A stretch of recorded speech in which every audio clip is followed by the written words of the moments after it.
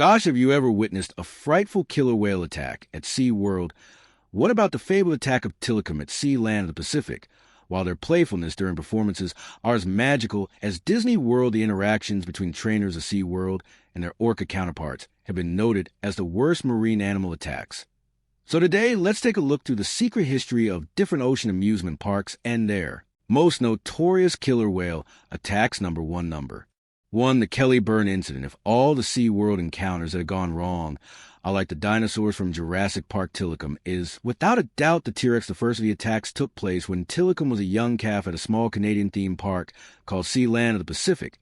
There, he was reportedly used to being bullied by some of the older orcas, a habit which caused him to grow up aggressive, eventually resulting in an incident where he snapped at his trainer, Kelty Burn, while an audience watched on in horror. According to eyewitness reports, the 21-year-old had accidentally slipped into the still giant juvenile's pool when she wasn't supposed to, and in response, the whale bit on her leg and started to pull her underwater repeatedly while she screamed for help. As you can imagine, having thousands of audience members watch a young trainer being attacked in front of them was bad business for the park, so it closed the following year.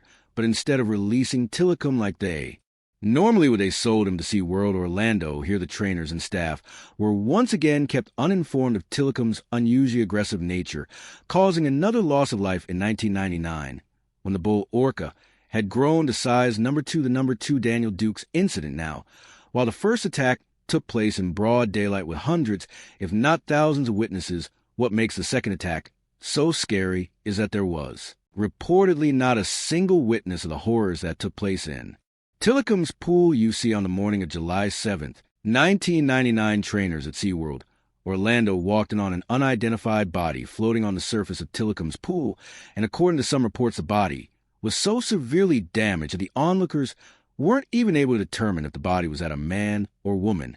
As it turns out, a 27-year-old homeless man named Daniel Dukes had somehow found his way into the orca hangar and jumped into the worst pool possible. While no footage was ever released, the autopsy revealed that Dukes had been dragged into the pool and mutilated repeatedly by the angered whale number 3, the Dawn Brand number 3 show incident.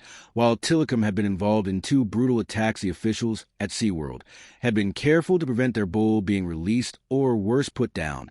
And they did that by telling the trainers that the attacks were both accidents and that the whale they were dealing with was perfectly fine. Unfortunately, that lie didn't hold up for very long, because just as he took 8 years between his first 2 incidents, after a decade had passed, after the second incident, Tilikum once again snapped, this time on tape, and in front of an audience you see on February 24th, 2010, on an otherwise normal show day at SeaWorld. Dawn Brand's show, one of the most senior trainers at the facility, was getting ready for a regular routine with Tilikum, where she would have the giant whale do a few tricks on command and reward toward him with a treat afterward. Unfortunately for her, however, Tilikum was not going to cooperate. That day, you see, while he did perform well for the first few rounds, while the trainer was encouraging and patting his head, afterwards something inside the whale snapped again, causing him to grab a hold of Brancho's ponytail and yank her into the water. What followed next horrified everyone watching as the giant 6-ton behemoth violently thrashed her around in the water before eventually pulling her deep underwater, causing her to drown. The worst part about this story is that the whale wasn't at fault either, as he'd been abused by both the park's conditions and other whales throughout adolescence. And even when he did grow up to be twice as large as the average whale, he was kept in the same confined conditions as everyone else, although while the park pretended that the whale was perfectly fine and allowed trainers to risk their lives. While not knowing the danger, there were a number for the Christmas incident at Laurel Park. Now, one of the ways SeaWorld used to make money, number 4, was by transporting and sharing their whales with other parks around the world, since they had so many, but due to a combination of bad planning and even worse execution, things went wrong with one such endeavor at Spain's Laurel Park on Christmas Eve of 2009.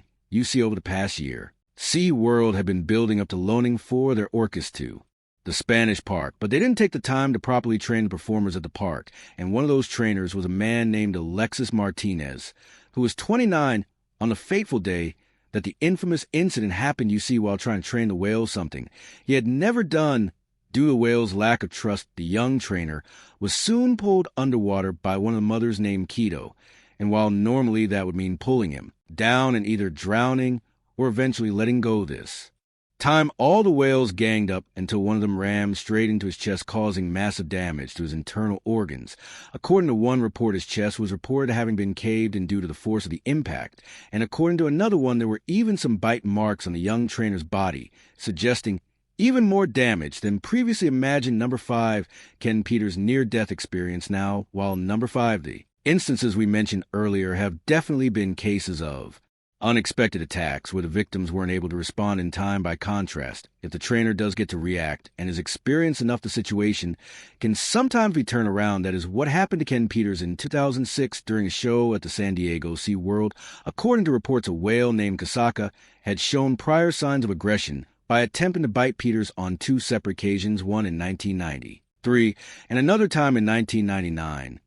This is probably why, when during the show Kasaka got agitated by the cries of her young calf and grabbed Peters, he was prepared. Instead of thrashing around, he focused on maintaining his breathing, as the whale repeatedly pulled him to the bottom of the pool, keeping him there for almost a minute each time.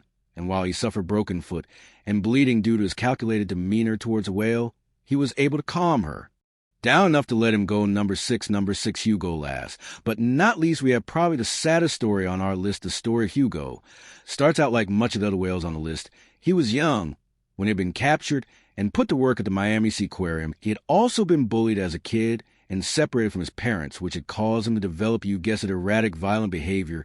This resulted in a bunch of incidents where he tried to attack and harm his trainers. In fact, the problem got pretty well known, as one of the park's administrators once admitted that the whale made what appeared to be direct efforts to harm the human performers. In one instance, one of his trainers had been left with teeth marks on his cheeks after an activity in which he had to place his head in an orca's mouth, causing him to need 7 stitches on his face.